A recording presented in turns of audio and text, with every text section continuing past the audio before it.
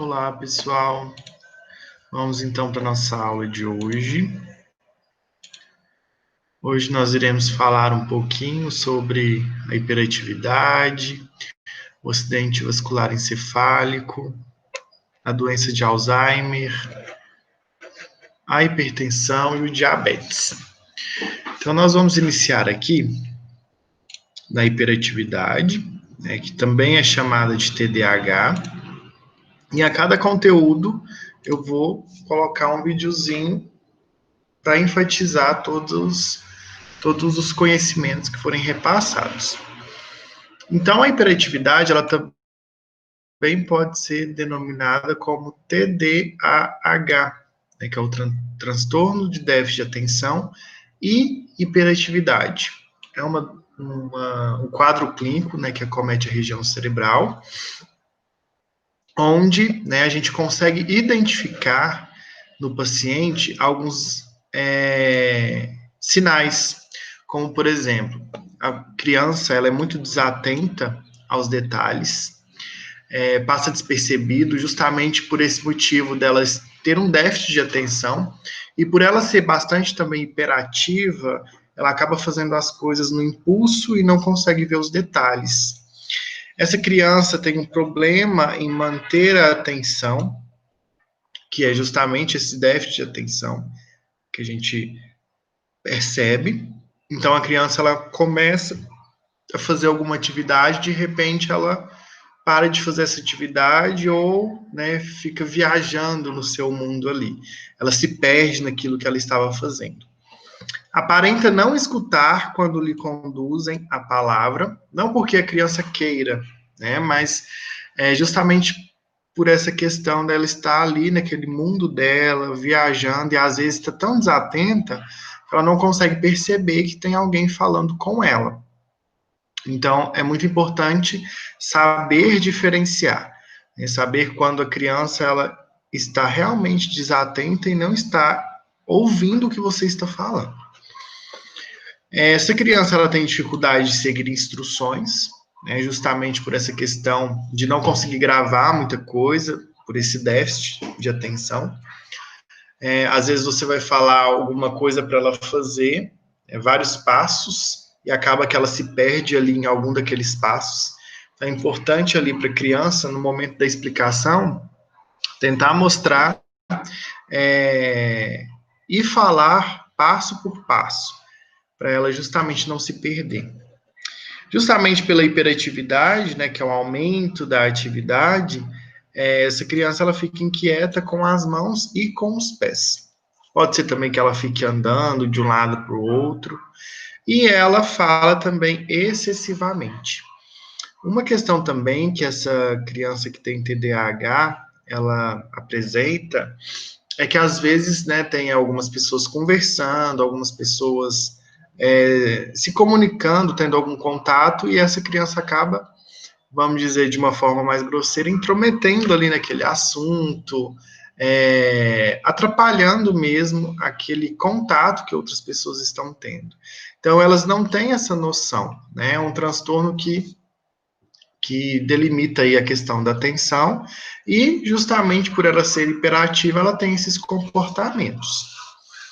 Então, quais as estratégias para o cuidado de crianças com transtorno de déficit de atenção e hiperatividade? Você precisa dar ordens diretas e claras, não adianta ficar, como se diz, dando volta ali, explicando várias coisas. Você precisa ser direto com aquela criança, porque ela tem uma dificuldade de entender mesmo o que você está querendo falar, o que você está querendo que ela faça. Pode até ser que ela entenda, mas ela vai ter uma dificuldade de gravar todos os passos. Então, vai ser como passos de formiguinha. Você vai explicar um passo, ela vai fazer, depois você explica o próximo, ela vai dar continuidade. E que seja de uma forma clara. Como a gente está falando em relação a crianças, crianças às vezes não conhece, não sabe o significado de várias palavras. Então, ser o mais claro possível para essa criança vai ajudar bastante, no seu desenvolvimento. Instruir, às vezes, pelo motivo da criança ter o TDAH, ela acaba não sabendo que ela está atrapalhando naquela conversa, que ela está intrometendo naquela conversa. Então, nada melhor do que você instruir a criança. Olha, a hora que eu estiver conversando, espera um pouquinho, né? Eu vou te dar uma atenção, mas deixa eu concluir, né? No momento que eu estiver comunicando com outras pessoas. A instrução ela é de extrema importância. Determinar horários fixos para essa criança, para ela começar a ter e a seguir uma rotina, que seja desde o levantar até a hora de dormir, né, que envolve aí várias questões, a alimentação, a prática de exercícios físicos, o momento que essa criança vai ter de lazer, de fazer o que ela gosta, o momento que essa criança vai ter para fazer as atividades escolares. Então, delimitar tudo o que ela vai fazer durante o dia. E principalmente, dosar, né, o tempo, a quantidade de minutos ou horas que aquela criança vai ficar dispersa ali no celular. Ou que seja na televisão, no videogame, porque um excesso, né, dessas atividades podem atrapalhar ainda mais essas crianças. Priorizar o que é relevante, né? Olha, hoje você precisa priorizar essas atividades escolares, depois a gente vai, né, dando seguimento aí no seu dia a dia, sempre fazendo a criança entender que há prioridades na vida dela. Porque por ela ter esse déficit de atenção, às vezes ela não consegue perceber o quão é importante essa organização das atividades e organização também do ambiente. Né? Às vezes o quarto dessa criança, auxiliar a criança a ter uma rotina em arrumar o quarto, o guarda-roupa, os brinquedos, isso vai ajudar bastante. Incentivar a prática de exercícios físicos. Essa criança, toda criança, na verdade, ela precisa ter um nível de atividade física, ela não pode ser sedentária, que seja um nível leve, um moderado, mas essa criança precisa realizar esse tipo de atividade. Estimular a criança a fazer amizade, né? Às vezes ela fica mais quieta na dela, então é importante que essa criança ela se socialize, né? Que ela tenha amigos, que ela consiga brincar com outras crianças, mesmo ela tendo algumas limitações em questão do déficit de atenção e da hiperatividade. Ela é uma criança como qualquer outra e ela precisa ter esse contato com outras crianças. E instigar a independência dessa criança. Às vezes essa criança vai ficar muito presa, né, aos pais, ao cuidador, a pessoa que de fato ela está envolvida. Por quê? Porque às vezes por uma desatenção ela acaba se machucando, ela acaba fazendo coisas erradas, e isso acaba limitando essa criança, fazendo com que ela fique mais acanhada em realizar algumas atividades. Então é legal, né, juntamente com a instrução, você instigar, né? Olha, você precisa tomar cuidado para fazer isso, mas você precisa fazer isso sozinho. Então, o cuidado é importante. A atenção é importante, por mais que esse ou essa criança tenha esse déficit de atenção. Então, eu vou passar um videozinho também explicativo em relação à hiperatividade.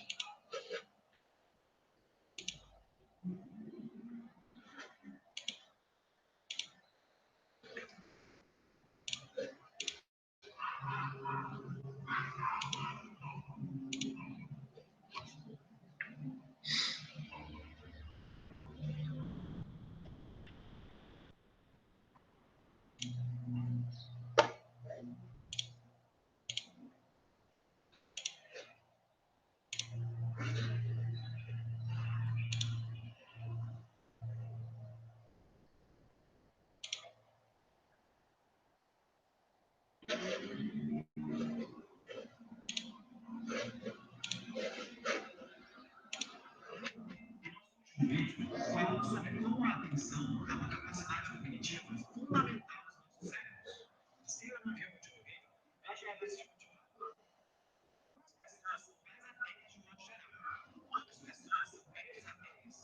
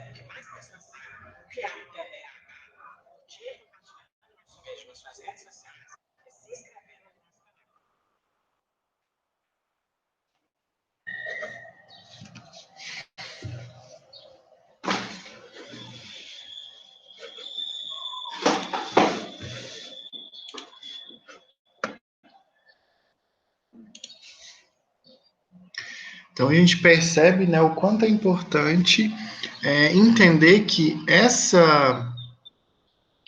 esse transtorno ele pode ser oriundo também de uma carga genética, que é o que a gente fala, né, de hereditariedade.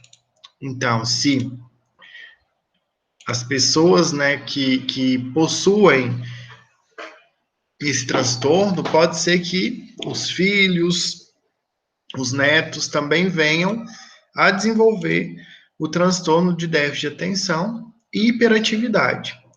E também relacionado a isso, a gente observa que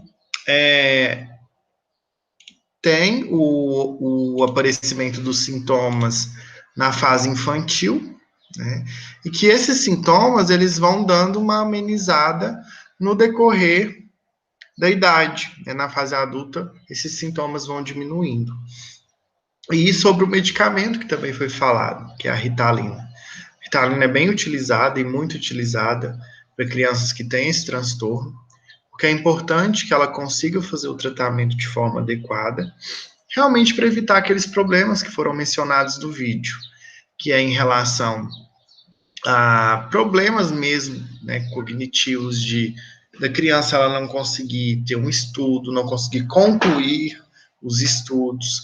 Então, com o uso da medicação, da Ritalina, essa criança vai ter aí uma terapia positiva, conseguindo diminuir bastante esses sintomas. O que não é legal, né, que esse medicamento tem sido utilizado por várias pessoas, no que a gente diz respeito à automedicação, justamente por parte de pessoas que às vezes queiram ficar mais atentas, mais acordadas, então elas acabam utilizando esse medicamento mesmo não tendo o transtorno de déficit de atenção e hiperatividade. Então a gente vê uma automedicação muito grande em relação à Ritalina. Então, passando aí para o acidente vascular encefálico, o AVE, é um tipo de acidente que ocorre a nível vascular, na região do encéfalo. A gente sabe que o nosso sistema nervoso ele é composto pelo cérebro, pelo cerebelo, pela medula, por todos os nervos que estão ali saindo, né? E isso vai ser englobado o sistema nervoso central e o sistema nervoso periférico. E aquele conjunto ali do cérebro, cerebelo, a gente fala que é o encéfalo. Por isso a gente fala hoje acidente vascular encefálico. O acidente vascular, ele é dividido em dois. A gente tem aí a divisão como acidente vascular isquêmico e acidente vascular hemorrágico. Qual que é a diferença entre os dois? O acidente vascular isquêmico é quando ocorre uma obstrução daquela região do vaso, como, por exemplo, pode ser um trombo, pode ser moléculas de gordura. Então, alguma coisa que vai obstruir vai evitar que ocorra, vai impedir a passagem mesmo do sangue ali para dar continuidade nesse fluxo sanguíneo. Enquanto hemorrágico é quando ocorre um rompimento do vaso sanguíneo, né, a ruptura e tem esse derramamento de sangue na região cerebral. Então, isso pode levar a pessoa a ter sequelas de leves, moderadas a grave. O que pode levar, né, a pessoa a ter um acidente vascular encefálico? Quais são os fatores de risco? A gente tem a hipertensão arterial sistêmica. Primeiro, a pressão arterial é a força que o sangue exerce na parede dos vasos. Então, consequentemente, a hipertensão é quando essa força está muito aumentada na parede dos vasos sanguíneos. O diabetes mellitus ou mellitus, que é quando ocorre aí a pouca produção ou nenhuma produção de insulina por parte do pâncreas. Nisso, a glicose vai ficar em alto nível na nossa corrente sanguínea. As doenças neurológicas também são fatores de risco para o acidente vascular encefálico. A trombose, justamente porque tem a formação desse trombo, que pode acontecer a obstrução. Hipercolesterolemia, então toda palavrinha que começa com hiper, né, a gente sabe que é aumento. Então, colesterolemia é aumento do colesterol. Pode ter a formação de placas de colesterol no nosso vaso sanguíneo. Esse colesterol ele pode diminuir, né, o lúmen, diminuir o espaço ali intravascular, levando ao aumento e à propensão aí, tanto de um acidente vascular, como também pode ocorrer o desprendimento aí de várias moléculas de gordura e ocorrer aí uma obstrução também. O tabagismo também é fator de risco, o sedentarismo e o consumo de álcool. Esses três aqui são grandes vilões aí para vários tipos de doença. tanto para o desenvolvimento desses acidentes vasculares, quanto para todos esses probleminhas que a gente está vendo aqui acima. Hipertensão, diabetes, doença neurológica, trombose e a hipercolesterolemia. Quais são os sintomas, né, que esse paciente ele pode apresentar? Sinais ou sintomas? Dificuldade de movimentar o rosto. Como a nossa região cerebral é responsável pelo nosso movimento, né, a parte esquerda comanda a parte direita do meu corpo e a parte direita do meu cérebro comanda a parte esquerda do meu corpo. Então, o que pode acontecer? Pode ter, por exemplo, uma falta de oxigenação naquela região cerebral, ou até mesmo pode ter um derramamento do sangue. Então, pode ficar, né, com perder alguma movimentação mesmo, que seja do rosto ou que seja de qualquer parte do corpo. A dificuldade de se mover está muito relacionada também com os sinais e sintomas. Dificuldade na fala, perda da visão e falta de força nas pernas. Então, esses são os principais sinais e sintomas que a pessoa apresenta quando ela tem um acidente vascular encefálico. E o que, que pode acontecer, né? Além da dificuldade na fala, esse indivíduo ele pode também não conseguir se movimentar a região da boca normalmente. Pode ter uma perda de visão total, pode ter uma perda de visão periférica, né, lateral. E em relação aos cuidados com esse paciente, é necessário ter um cuidado tanto físico quanto cuidado psicológico. Principalmente psicológico se esse paciente vir a ter alguma sequela, né? Ou seja, vai mudar um pouco ou totalmente a vida desse indivíduo. Então, quanto aos cuidados físicos, a gente tem aí, né, a utilização de medicamentos, se caso for diagnosticado algum daqueles fatores de risco, né, do paciente, ele precisa tomar a medicação correspondente àqueles fatores de risco. Se ele está com hipertensão, vai tomar um antihipertensivo. Se ele está com diabetes, ele vai tomar um medicamento para retardar a absorção da glicose, ou então a insulina. Se ele está com hipercolesterolemia, ele vai utilizar um medicamento para diminuir o colesterol. Doença neurológica, ele vai ter os cuidados, dependendo de qual doença ele vai estar. Tem que ter todo o manejo, cuidado com o paciente, principalmente se ele ficar com algum tipo de sequela. E tomar bastante cuidado com a alimentação, principalmente se esse paciente ou essa paciente for um paciente obeso, se o fator de risco dele, né, vir associado à obesidade. Então, é muito importante esses cuidados físicos por parte do cuidador. E psicológico, né? Levar ao psicólogo, para ele ter um diálogo. Se necessário, levar ao psiquiatra para entrar com as medicações apropriadas para aquele paciente. Então, agora eu vou passar um videozinho correspondente ao acidente vascular encefálico.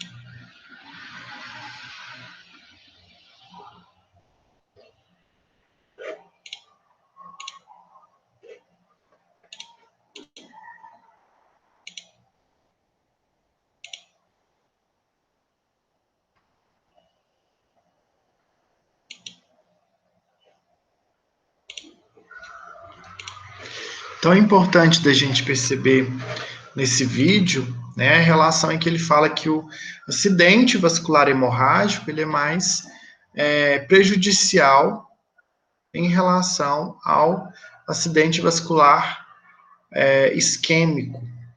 Então, o hemorrágico ele é muito mais perigoso. Em relação a outros, né, fatores de risco, um também que é de extrema importância, que foi comentado por ele, é o aneurisma cerebral. O que é esse aneurisma? Eu vou tentar aqui desenhar para vocês.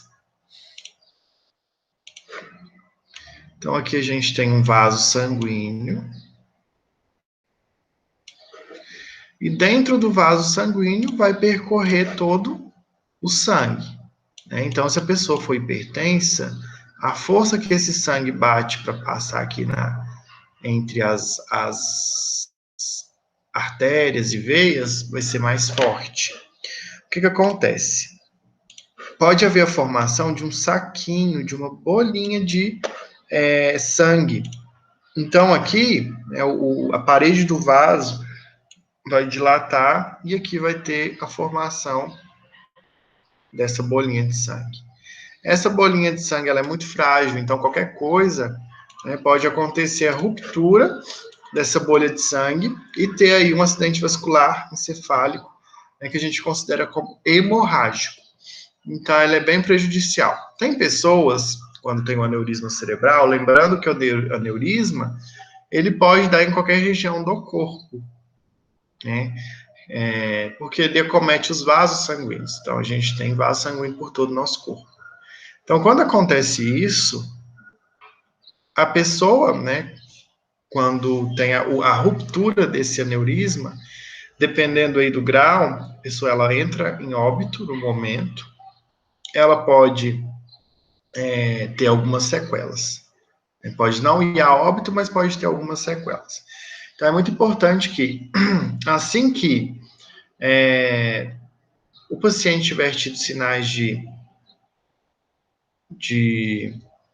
acidente vascular, é necessário que ele seja levado, né, para o pronto-socorro para ter aí o tratamento no tempo certo. Então, essas são as informações assim, mais importantes em relação ao acidente vascular encefálico. Então, né, vamos entrar um pouquinho na doença de Alzheimer. A doença de Alzheimer, ela é uma doença neurodegenerativa. O que significa isso? Neuro significa sistema nervoso, degenerativo é que ocorre, né, o rompimento, né, a morte dos neurônios. Neurônios são as células do sistema nervoso. Então, é uma doença que acaba cometendo os neurônios devido à morte neuronal progressiva e irreversível. Não volta ao normal. Que afeta principalmente a estrutura que a gente chama da região de hipocampo. E esse hipocampo é a região do nosso cérebro em que grava a memória, as informações.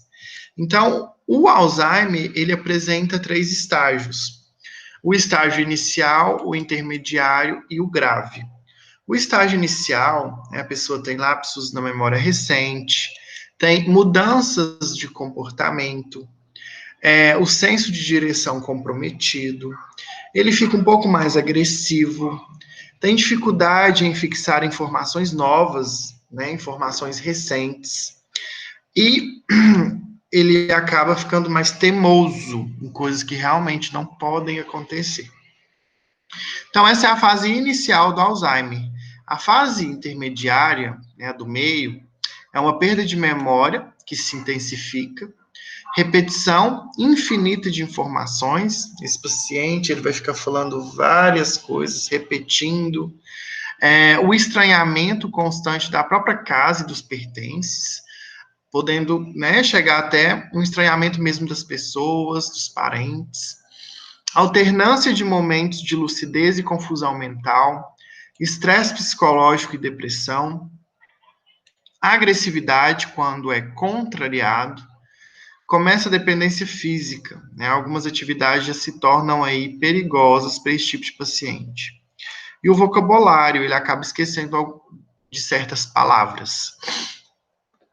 A terceira fase do Alzheimer, né, que a gente considera como fase grave, esse paciente ele tem uma dependência física total por parte dos familiares e dos cuidadores, não anda e quase não fala, não reconhece ninguém nem a si mesmo, aparecimento de infecções, principalmente urinária e pneumonia, urinária muito relacionado com essa questão mesmo de, às vezes, não entender que é necessário ir ao banheiro e acometer, essas bactérias acometerem a bexiga. A deglutição fica prejudicada e ocorre o surgimento de feridas e problemas de circulação, por passar longos períodos sentado ou deitado.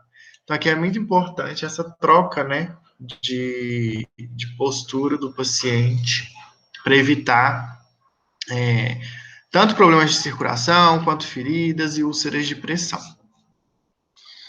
Qual que é o papel do cuidador aí no Alzheimer? Acaba sendo todos os papéis. Na higiene do paciente, na orientação nos medicamentos, né, dependendo da fase que o paciente se encontra, ele não sabe se ele tomou medicamento, então tem que ficar de olho muito em relação à medicação. Medicamento não pode ser tomado a menos e não pode ser tomado a mais também. Tem que dar um auxílio na alimentação desse paciente, auxílio na aparência, cuidados no lar e dar afeto e carinho. Porque esse paciente acaba, até mesmo por parte da família, sendo colocado um pouco de canto.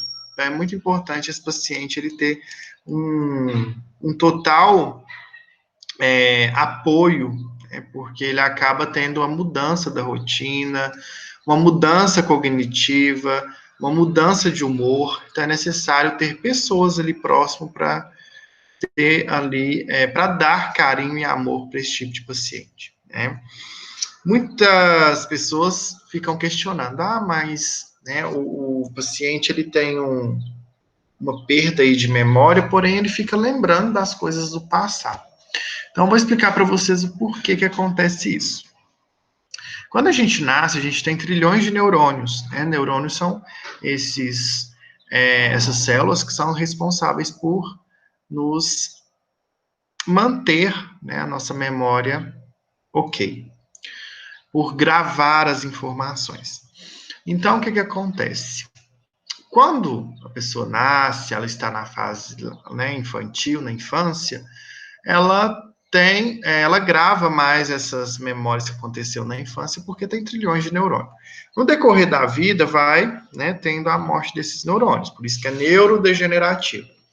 E o que é que isso pode levar, o que é que pode acontecer?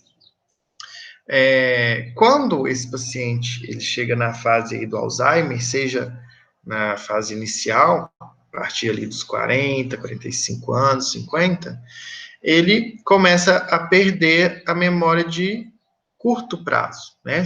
O que ele fez hoje ele não vai conseguir lembrar. Então, o que acontece? Por que ele lembra de antigamente?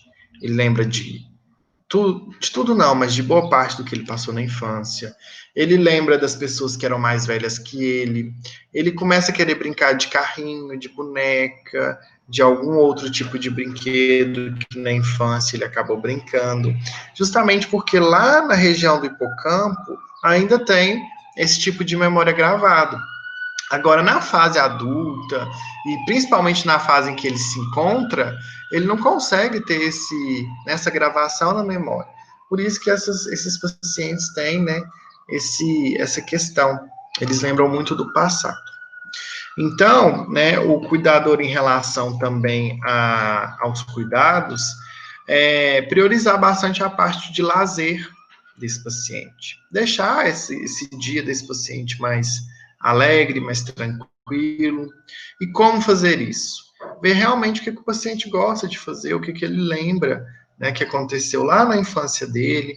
Se ele gosta de ver fotos da infância e vai relembrar e vai contar caso, faça isso. Por quê? Porque aquele paciente ali ele não está tendo noção do que está acontecendo ali no momento à sua volta. Ele sabe do que está acontecendo, mas passa ali minutinhos ele já esquece. Então é de extrema importância o cuidador cuidar dessa parte mental, de bem-estar mesmo desse paciente. E esse vídeo agora que eu vou passar é um vídeo muito legal, né? Não que os outros não sejam, mas traz muito a fala de várias pessoas. E nada melhor para a gente aprender do que a gente escutar quem já vivenciou, quem vivencia isso. Então, agora eu vou passar esse vídeo para vocês.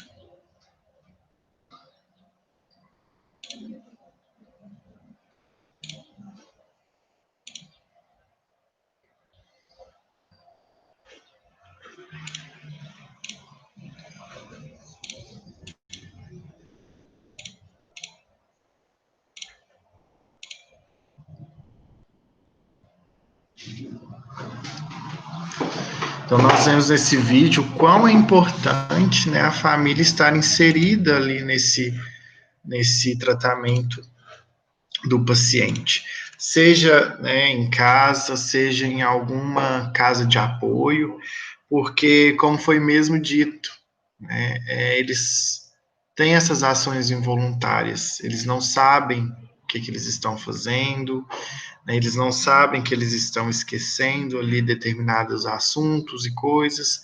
Então é importante que a família e o cuidador esteja ali, principalmente para dar o que a gente falou, né, que é o amor e o carinho. Então, passando para o nosso próximo tema, a gente vai falar um pouquinho do diabetes mellitus ou diabetes mellitus.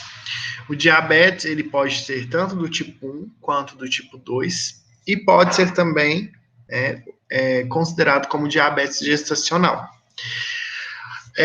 Primeiro, né, ele é uma desordem do metabolismo do organismo devido ao excesso de açúcar no sangue. Então, primeiro eu quero explicar aqui para vocês, né, como que funciona essa relação insulina e glicose.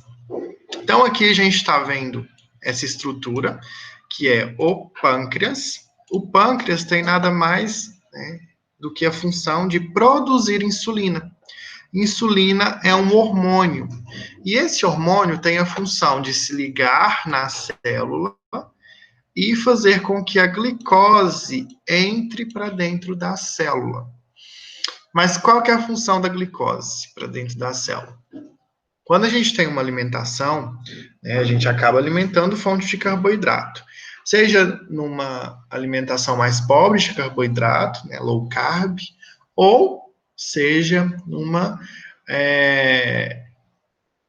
alimentação mais rica em carboidrato. Então, o produto final do carboidrato a gente sabe que é a glicose. A glicose a gente tem que ter uma quantidade X no nosso organismo, né, no nosso sangue, que é de 66 a 110 miligramas por decilitro. Quando a gente tem mais que 110, de 110 a 126, isso pode ser uma intolerância à glicose, ou denominado também como pré-diabético.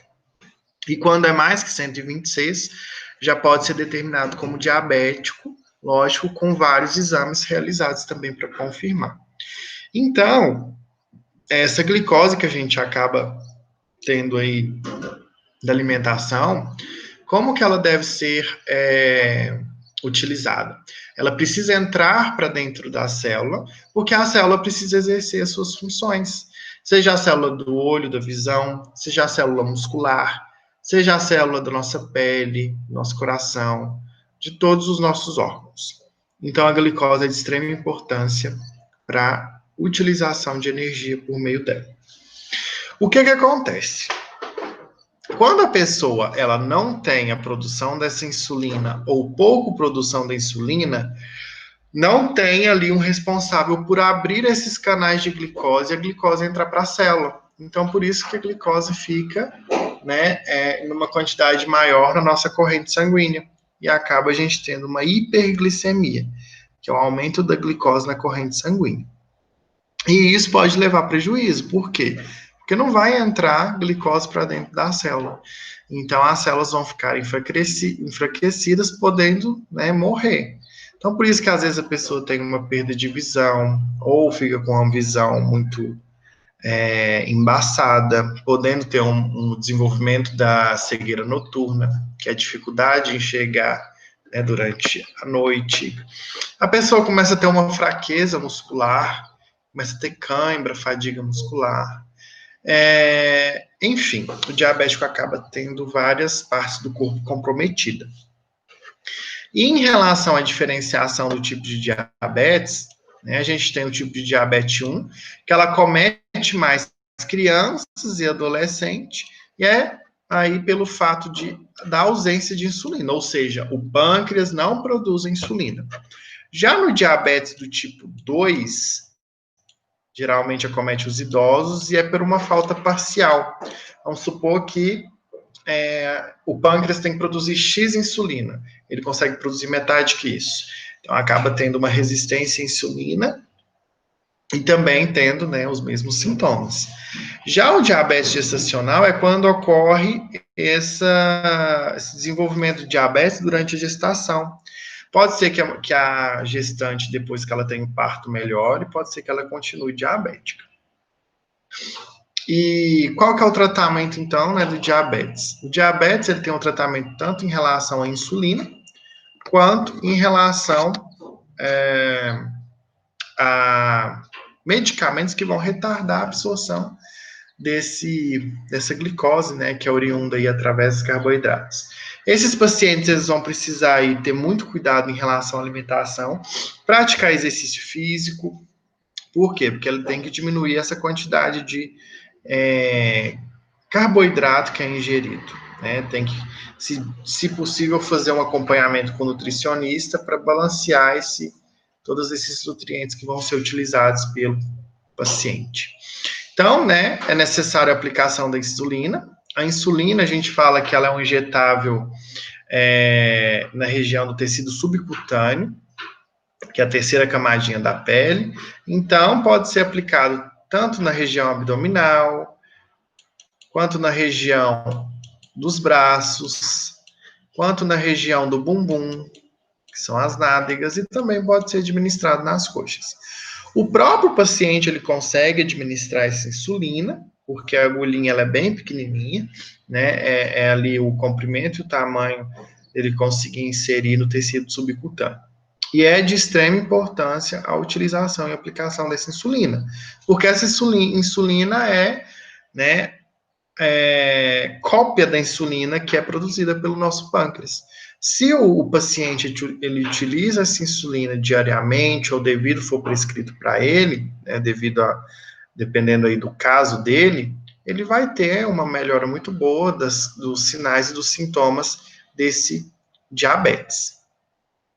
Em relação à diferença de hipoglicemia e hiperglicemia, a gente tem que entender que a palavrinha hipo significa baixo, então é baixa quantidade de glicose.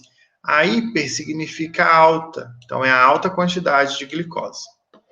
A hipoglicemia é quando tem baixa glicose no sangue, e os sintomas podem ser letargia, que é a pessoa ficar mais lenta, suor, fome excessiva, uma confusão mental e o formigamento. Justamente porque não está entrando, né? Não está entrando glicose na célula do músculo, tem um formigamento. Já a hiperglicemia, que é o aumento da glicose no sangue, o paciente ele vai ficar com uma visão embaçada, uma dificuldade de concentração, ele vai urinar frequentemente, tem um aumento da sede, fadiga e dor de cabeça. Como também não está entrando dentro da célula e está ficando no sangue, ele vai ter as mesmas sintomas em relação, né, à falta de glicose para dentro da célula. E esse aumento da sede a gente pode perceber quando a gente come um doce. Quando a gente come doce, a gente sente uma necessidade de beber água. Então, como o paciente está com aumento de glicose no sangue, a sensação é que ele comeu doce, parece. Ele vai ter aquela necessidade de beber água a todo momento. Então, agora também eu vou passar um videozinho para vocês fixarem as informações que foram repassadas agora em relação ao diabetes tipo 1, tipo 2 e também o diabetes gestacional.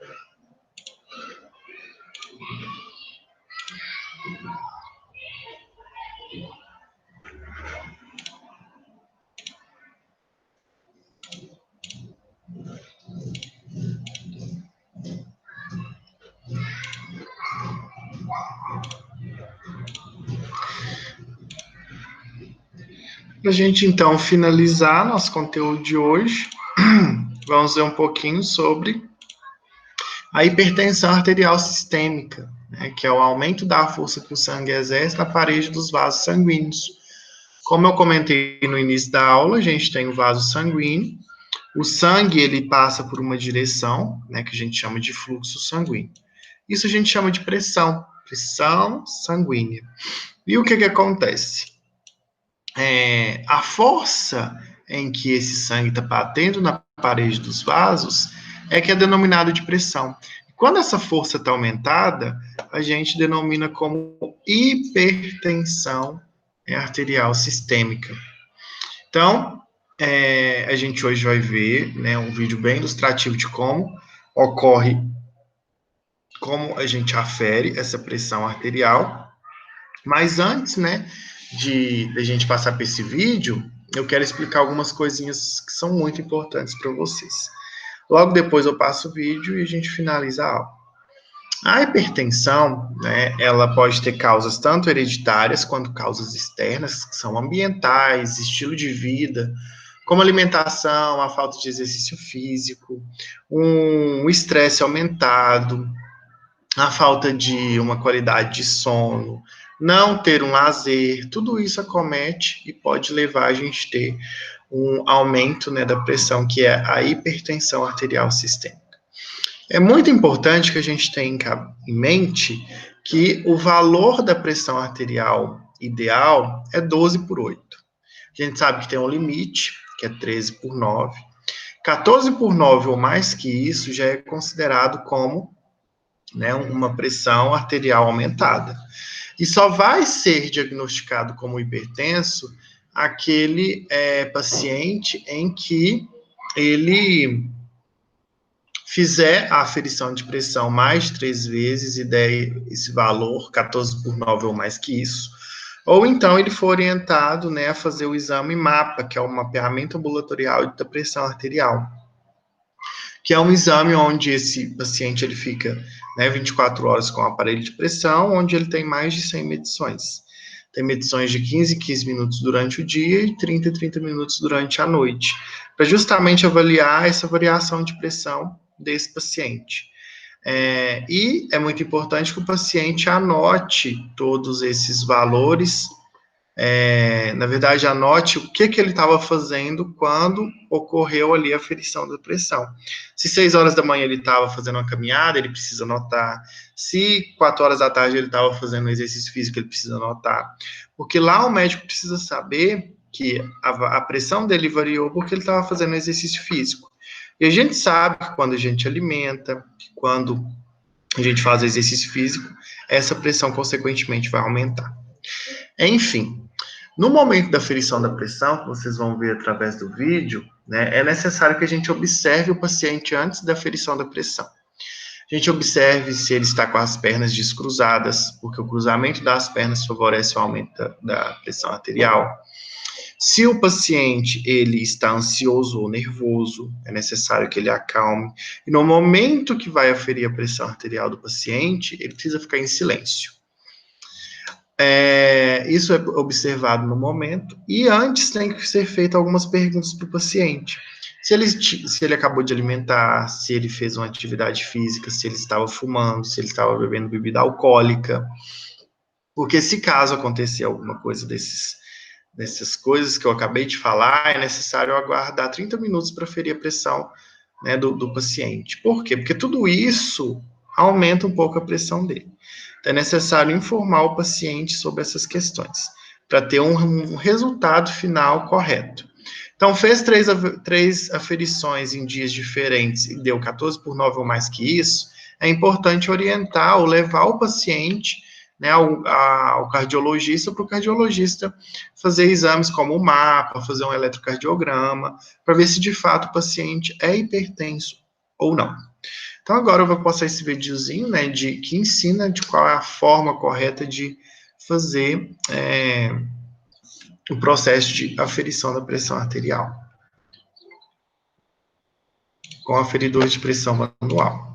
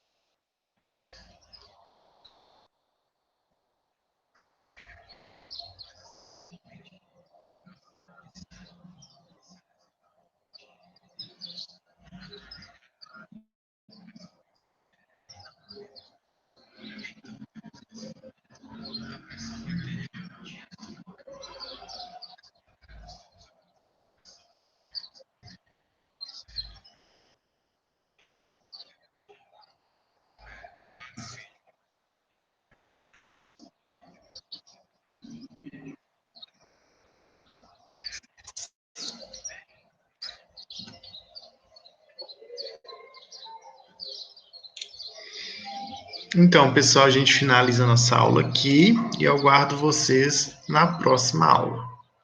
Muito obrigado.